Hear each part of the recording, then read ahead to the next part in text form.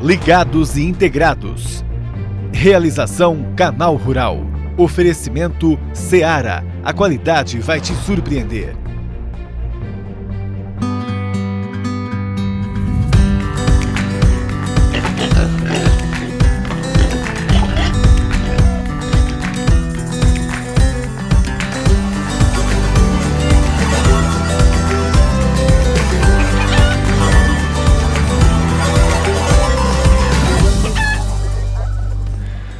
Olá, muito bem-vinda, bem-vindo, um bom dia para você. Vamos fazer um bom dia juntos, né? E hoje vamos nos dedicar a fazer um balanço aí dos últimos 6 meses. Tempo que o novo coronavírus passou a se tornar uma preocupação real para o Brasil. Vivemos isolamento social, enfrentamos o medo do desconhecido, caos na saúde pública, governantes mais preocupados com ideologias e eleições do que com a população e a economia. Enfim, qual o saldo parcial para o agronegócio, principalmente o setor de proteína animal? Vamos saber as opiniões de Luiz Rua, que é gerente de mercados da BPA, e também teremos a participação de Wagner Yanagisawa, analista de mercados do Rabobank. E tem muito mais informação, é claro, além também da sua participação aqui com a gente. Vamos começar? E agora? O milho, que já bateu recordes de preço esse ano, o último foi em março, com R$ 60,95 a saca, se superou de novo. Olha só aqui comigo. No fechamento de setembro, bateu os R$ 63,00 a saca. E o novo recorde não acompanha uma alta no custo de produção do grão. É real, então, tem lucro para o agricultor. E gera prejuízo principalmente para o avicultor, né, que não está vendo aí o preço da carne de frango acompanhar aí essa alta. E vamos agora à previsão do tempo? A Kelly já está aqui e atualiza para a gente. Bom dia, Kelly. Olá, Pablo. Olá a todos. É isso mesmo. Vamos falar um pouquinho da região centro-oeste do país, que sofre lá com as queimadas e também com o calor excessivo. E a gente já começa aqui olhando as imagens de satélite, pode observar que a gente não tem nuvens ali na região centro-oeste. O tempo continua bastante seco, sem nuvens, a gente não tem previsão de chuva aí para os próximos dias. Vamos mostrar justamente o centro-oeste, olha, Mato Grosso do Sul, Mato Grosso e Goiás com sol, calor e tempo muito abafado. Temperaturas aí muito elevadas. Apenas aqui um pouquinho no sul, ali de Mato Grosso do Sul, que já fica mais próximo a São Paulo, vai ter algumas pancadas de chuva e um pouco ao norte lá também de Mato Grosso, por conta da região amazônica, algumas pancadas de chuva, mas nada muito volumoso. Vamos adiantar para a gente dar uma olhadinha? A gente vai agora para Tangará da Serra, onde o tempo continua firme e também bastante abafado. Aí eu peguei um mapa aqui para a gente dar uma olhadinha na previsão de chuva para os próximos dias. Olha aí, 3 milímetros, isso nem é chuva, né? Isso é praticamente uma garoa, a gente nem pode contar com chuva. Em 30 dias vai ter apenas um dia com chuva, lá no final de outubro, 3 milímetros de chuva, uma garoa. A gente pode dizer aí que a gente vai ter 30 dias praticamente sem chuva lá em Tangará da Serra. Aí vamos dar uma olhadinha nas temperaturas, olha só, mínima, 21 graus no dia 1º, e olha só, a gente tem 46 graus, máxima no dia 26. Então dá uma olhadinha aqui, olha o gráfico de mínima e olha o gráfico de máxima, 46 graus. Então num dia que tem 46 graus, a sensação térmica pode ser ainda maior. É importante aí que os produtores fiquem atentos a esse calor, principalmente por conta das granjas dos animais que sofrem bastante com calor. Amanhã eu volto com mais informações. Até, Pablo, até vocês também. A gente se vê. Muito obrigado, Kelly. Até amanhã. Por favor, venha amanhã. E no mínimo, os últimos 6 meses vão ficar para a história, né? Eu digo no mínimo porque ainda não acabou a pandemia do novo coronavírus. Mas, ao menos, parece que a fase de medo e adaptação está superada. Então, vamos fazer um balanço parcial de como está o setor de proteína animal para começar um resgate de como tudo isso começou, de tudo o que esse setor passou de lá para cá. Vamos ver com a Júlia Fabbri. Oi, Pablo. Bom dia para todo mundo. Já estamos em outubro e ainda não vencemos o novo coronavírus. Continuamos vivendo momentos de incerteza, mas agora a gente já consegue olhar para trás com um pouco mais de calma e observar quais adaptações foram bem-sucedidas e quais não funcionaram. Vamos relembrar como o setor de proteína animal sentiu, absorveu e reagiu a tantas mudanças e imprevistos desde março. Quem não lembra do início do isolamento social? Quanta gente preocupada com a falta de alimentos. Mas os supermercados se mantiveram abastecidos, graças ao trabalho incessante da indústria, tanto dos colaboradores das fábricas de processamento como dos produtores rurais. Alguns frigoríficos, atendendo às exigências acordadas com a Justiça, funcionaram com a capacidade reduzida. Suinocultores e avicultores, principalmente do sul do Brasil, ficaram preocupados com a possibilidade de precisar recorrer ao abate sanitário dos animais. Todos se adaptaram, obedecendo às medidas de segurança estabelecidas pelo Ministério Público do Trabalho para evitar a transmissão da Covid-19. Em agosto, uma surpresa. A China divulgou que detectou um novo coronavírus na superfície de um lote de asas de frango congeladas, importado do Brasil. Mas a embaixada da China aqui no país afirmou que não haveria restrições para a importação brasileira. Mesmo com toda a turbulência que uma pandemia mundial é capaz de provocar, o agronegócio brasileiro foi um dos setores menos impactados.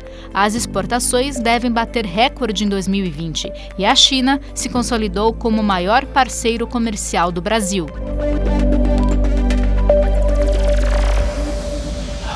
Vamos conversar mais sobre esse assunto, analisar um pouco aí o que se passou e quem sabe até prever um pouquinho, né, o que a gente pode esperar daqui para frente. Quem está aqui com a gente são os nossos amigos que sempre nos atendem e entendem muito do assunto. Luiz Rua, que é gerente de mercados da Associação Brasileira de Proteína Animal. Bom dia. Bom dia, Pablo, e a todos os telespectadores do Canal Rural. E aqui, como vocês veem, ao lado dele, na mesma tela, está o Wagner Yanagisawa, que é analista de mercados no Rabobank. Bom dia, Wagner. Bom dia, Paulo. Bom dia, Luiz. Bom dia a todos que nos assistem. Sempre um grande prazer estar aqui com vocês. Obrigado por terem vindo aqui para o nosso bate-papo. Ô Luiz, conta pra gente um saldo aí, né, do que você percebeu nesse tempo. A gente teve tantas situações, né, frigoríficos tentando trabalhar, né, Ministério Público do Trabalho interditando um ou outro parcialmente, às vezes totalmente, por alguns dias, mas ainda assim o setor conseguiu ter números positivos, né? Sem dúvida, Pablo, o setor tem, de alguma maneira, tem trazido dados, né, muito interessantes em relação às exportações. No caso de carne de aves, por exemplo, nesse ano de 2020, no acumulado do ano, o setor exportou 1,7% a mais em volume do que no mesmo período do ano passado. E no caso de carne suína, esse incremento é ainda maior, 43% de incremento no acumulado do ano. Pois é. E Wagner, você que acompanha aí pelo mundo, né, o que acontece, outros países também passaram por essas situações. Estados Unidos teve uma situação muito mais crítica do que a nossa, por exemplo, né? Você acha que o Brasil, até em comparação aí com outros países, se saiu bem nessa questão aí dos frigoríficos? Com certeza, Pablo. Acho que diante de um cenário de muitas variáveis agindo ao mesmo tempo no mercado e evoluindo de forma diferente, e principalmente com relação ao coronavírus, que é um fator inédito, né? O mercado realmente perdeu referência, porque ninguém nunca lidou com uma situação como essa. Acho que no comparativo mundial com relação à produção e exportação, o Brasil saiu realmente muito melhor do que os outros países, né? Principalmente com essas questões que você comentou agora dos Estados Unidos, diferenças estruturais de produção. Eles têm uma produção bem maior que a gente, quando a gente fala de suínos também. Mas de uma maneira geral, dentro dos desafios que a gente tinha para enfrentar, que a gente tem ainda para enfrentar esse ano, eu avalio como um saldo positivo o nosso comportamento até hoje, tanto do setor da indústria como do setor também do produtor dentro da porteira. Legal. Rua, você pode comentar um pouquinho sobre a atualidade, até porque pela atualidade agora, né, ao menos pelos últimos dias, não se ouviu mais nada sobre isso, né? Dos frigoríficos enfrentando algum problema com funcionários ou com o Ministério Público pressionando, né, para que fizessem alguma interdição ou fizessem testes em massa de novo. Como é que está por agora? Olha, Pablo, eu acho que o setor, né, desde lá do começo da pandemia, isso é importante que fique claro, desde lá no final de fevereiro, começo de março, o setor, né, recebeu duas missões.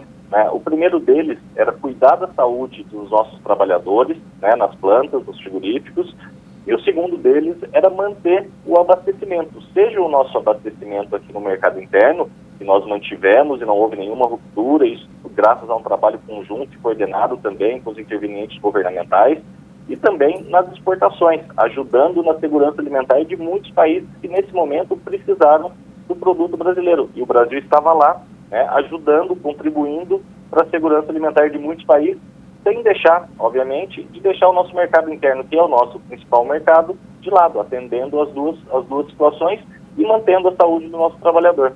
E conseguimos nos adaptar, então, finalmente, a todas as exigências mesmo do Ministério, né? Porque, inclusive, lançavam-se aí portarias, voltavam atrás, lançavam de volta e, pelo jeito, então, tudo se acomodou. Olha, eu acho que isso tudo foi um processo de aprendizado, né? Como o Wagner comentou, o coronavírus foi algo completamente novo, acho que para todo mundo. Então, nesse momento, né, os primeiros meses, obviamente, um pouco mais turbulentos em relação a essas questões de como fazer, de como não fazer, mas eu acho que o setor, de maneira geral, entendeu, né, a sua missão e tem trabalhado cada vez mais mantendo aí todos os protocolos assinados, inclusive, com instituições privadas, no sentido de gerar, né, essa tranquilidade para os nossos trabalhadores e também manter essa questão do abastecimento interno e das exportações. Legal, falamos bastante aí, então, sobre a indústria. Vamos falar um pouquinho também sobre a nossa produção, né, com os animais. Wagner, a gente teve um ano que não só coronavírus atrapalhou bastante, mas peste suína africana, que inclusive chegou na Alemanha agora, né? E isso reforçou aí, que bom, né? Até a questão de biossegurança em muitos países. A gente vê até a Espanha agora aí querendo reforçar, pedindo apoio da União Europeia. Como é que você avalia isso para o Brasil? Acabou também trazendo para a gente alguns benefícios em termos comerciais, né? Sim, quando a gente olha para volume de exportação, ainda de fato não ocorreu nenhum reflexo com relação à Alemanha. Uma rápida atualização com relação à Alemanha, eles passaram agora já o número de 40 casos confirmados de PSA. A grande novidade que eu tenho de informação com relação ao meu colega de lá é que foi encontrado um foco distante, aproximadamente 80 quilômetros de distância desses focos iniciais estão sendo confirmados. Então, mostra que não tem ligação nenhum com o outro, pode ter vindo de uma outra região da Polônia, ali da fronteira. É região fronteiriça também, mas ela tem uma distância no sentido norte-sul de 80 quilômetros. Então, esse é um ponto que agrava ainda mais a situação por lá. Por enquanto, as confirmações elas estão restritas apenas ao javali selvagem, ainda não entrou em nenhuma propriedade doméstica de produção. Porém, a gente já está vendo uma movimentação forte ali dentro da União Europeia, né, com a Alemanha tendo preços no mercado doméstico pressionado, tentando liquidar, aumentar as exportações ali dentro do bloco, e também a gente vê alguns outros países também, como a Espanha, tentando pegar um pouco desse share de mercado da Alemanha para a China, né, com oportunidade. Vale lembrar que eles estão agora, desde ontem, a China começou o feriado bastante importante lá, que é o Golden Week, tem um feriado de aproximadamente uma semana. Os estoques, em tese, que foram comprados anteriormente já estão lá, né, o governo já está liquidando em parte dos estoques para reduzir preços lá. Mas, sem dúvida, a gente pode ver num curto prazo aí oportunidades maiores para o Brasil, não só pela nossa capacidade de oferta, mas também pelas questões cambiais, que a gente tem muito favorável, né, no mercado internacional. E até te perguntar um pouquinho mais sobre isso, né? Porque tenho lido bastante sobre, e até você já comentou um pouco, né? O Brasil ainda não sentiu alguma oportunidade nessa questão do problema que chegou à Alemanha, né? Mas você acha que isso pode acontecer ainda, ou você acha que a Alemanha vai ser mais rápida e vai tentar fazer com que esses embargos sejam retirados, né, ao menos de boa parte do país? Acho que tem uma questão de timing também, Pablo.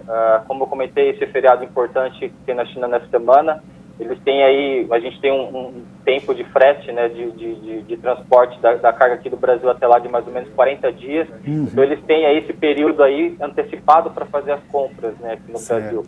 Por isso que a gente não sentiu esse reflexo ainda, porque agora, em tese, eles já estão com os estoques abastecidos para esse feriado. Ah, então ótimo. Agora a gente faz um intervalo, mas vocês dois, por favor, fiquem aí, porque daqui a pouquinho a gente fala mais sobre avicultura, então, como é que se comportou nos últimos 6 meses com o Wagner e com o Luiz. Mas antes também, olha só, tem recado direto de granja do nosso Brasil aqui pra gente. Olá, bom dia, aqui é Eliana, gerente da Granja Betel, do integrado Reinaldo Alonso, integrado da Seara, aqui de Jacarezinho, no Paraná. A gente está aqui com a nossa equipe, agradecemos a todos, ligados e integrados, volta já!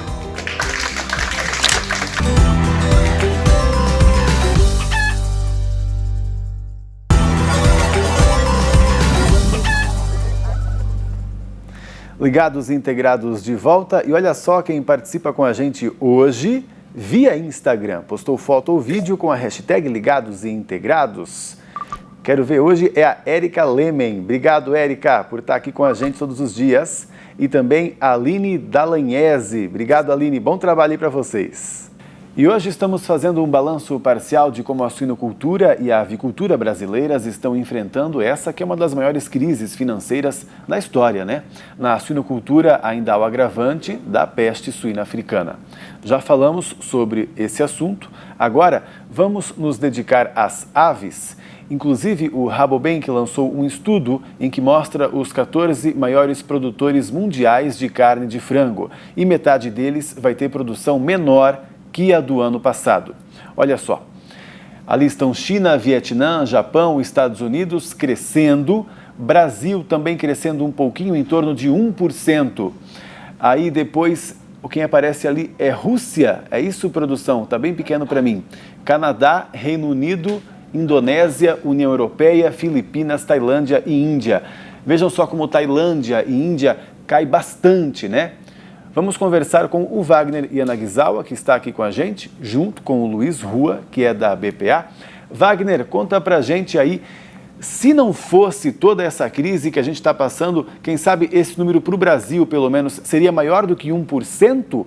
Ou, na real, os outros agravantes, aí, como o custo de produção desse ano, é que atrapalham demais?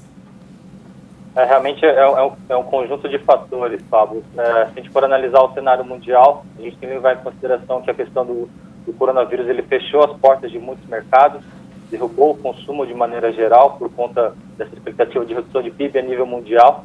Então, realmente, tem alguns países que estão conseguindo incrementar a sua produção, seja por conta de fatores positivos de custo de produção, como é o caso do Japão, que esse ano está com um custo de produção favorável, está estimulando um pouco a produção.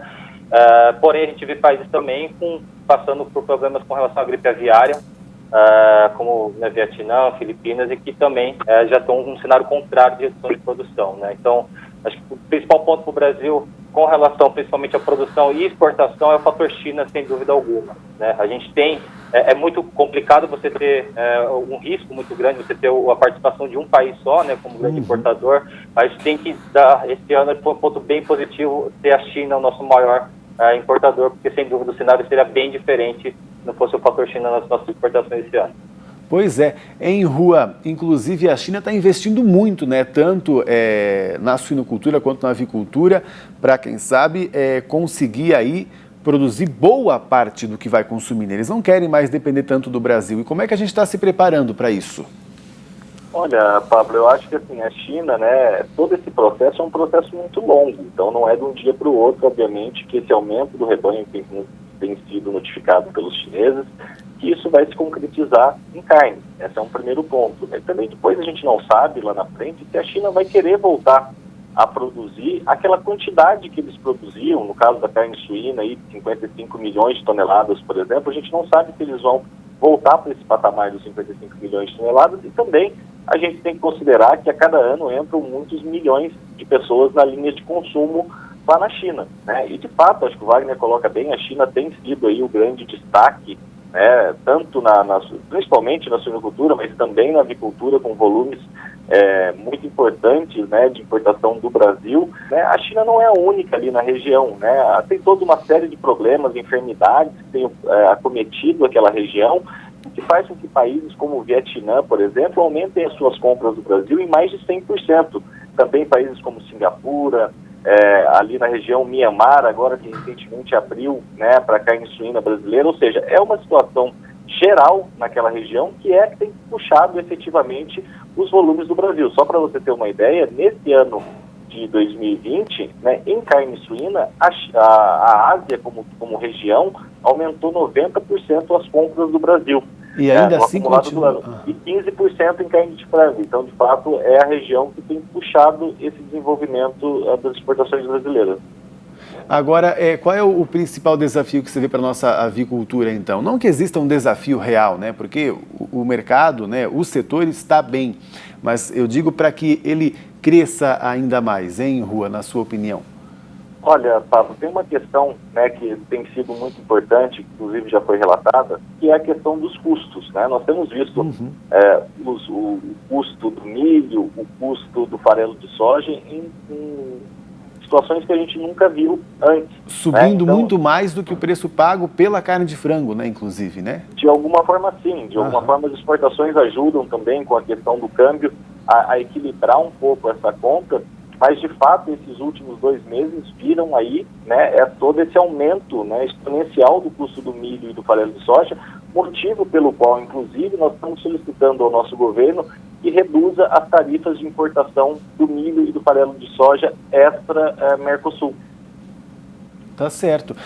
Wagner, eu não sei se estou certo nesse pensamento, me ocorreu agora. Até parece que analisar a carne suína é um pouco mais simples, né? Porque são agravantes realmente muito fortes, como a PSA. Então se sabe que existe aí um mercado para se explorar. Na avicultura, às vezes ela fica oscilando, né?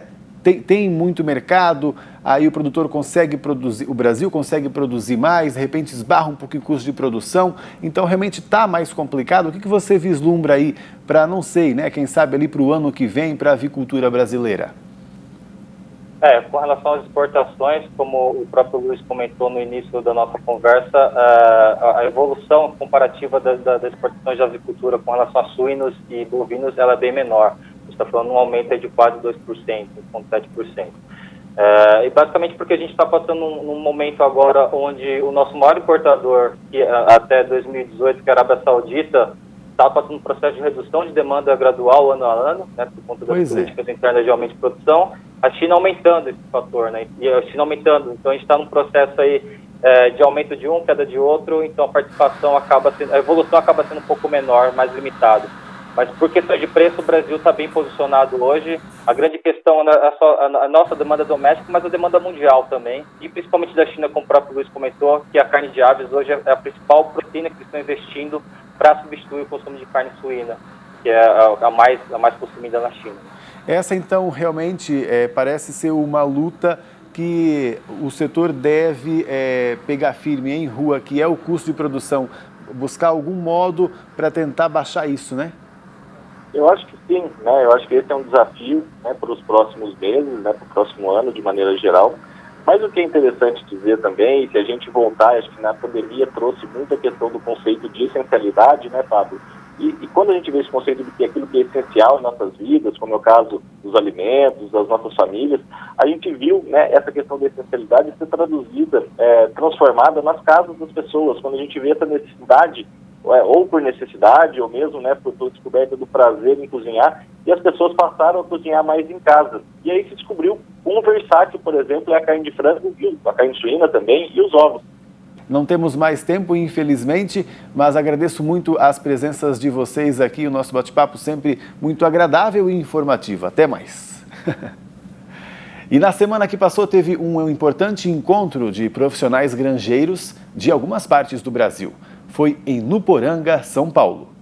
E eles gravaram um recado, inclusive o nosso comentarista José Antônio Ribas participou e conta pra gente um pouquinho do que foi discutido por lá. Pablo e todos os amigos do Canal Rural, nossos produtores de todo o Brasil, hoje eu quero mandar um abraço bem especial para os nossos amigos de Nuporanga Estive lá reunido, Pablo, com a CADEC de Nuporanga, com lideranças importantes daquela unidade, dos produtores daquela unidade, com as lideranças da CADEC lá, Luciano, Eduardo, André e mais um grupo grande de produtores, fazendo uma conversa a qual eu acredito muito, que é uma conversa em altíssimo nível sobre o sistema nosso de integração, sobre oportunidades de melhoria, mais importante de tudo, sobre como fazer juntos dias melhores e uma jornada bem construída e sólida de parceria. Saímos de lá com temas de casa, tanto para nós, Seara, quanto para os produtores, e tenho certeza que honraremos todos esses compromissos e com um compromisso maior ainda, de retornar e continuar essa jornada juntos, fazendo um grande trabalho, que sirva de exemplo para todo o Brasil, para todas as nossas CADECs. Um grande trabalho, eu fico muito feliz e agradeço muito a todo o time de Nuporanga por ter oportunizado essa chance de estarmos juntos. Inclusive hoje estou um pouco baqueado aqui, tá vendo que o meu olho um pouco inchado aqui, Pablo, mas fiz questão de fazer o vídeo para os nossos produtores. Um grande abraço. Colegas do Ligados Integrados, nós aqui, produtores da unidade de Nuporanga, da Seara, produtores de corte, matriz e recria, mandamos um abraço a todos os demais produtores que nos assistem. Vivemos um dia muito importante hoje com parte da liderança da empresa e foi realmente muito proveitoso. Um grande abraço a todos e até mais. Sucesso a vocês então. Querem mais informações do agronegócio? Esse é o canal.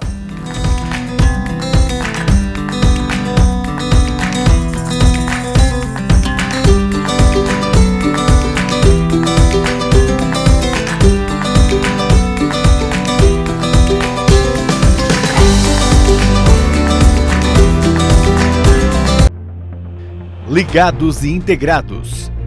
Realização Canal Rural. Oferecimento Seara. A qualidade vai te surpreender.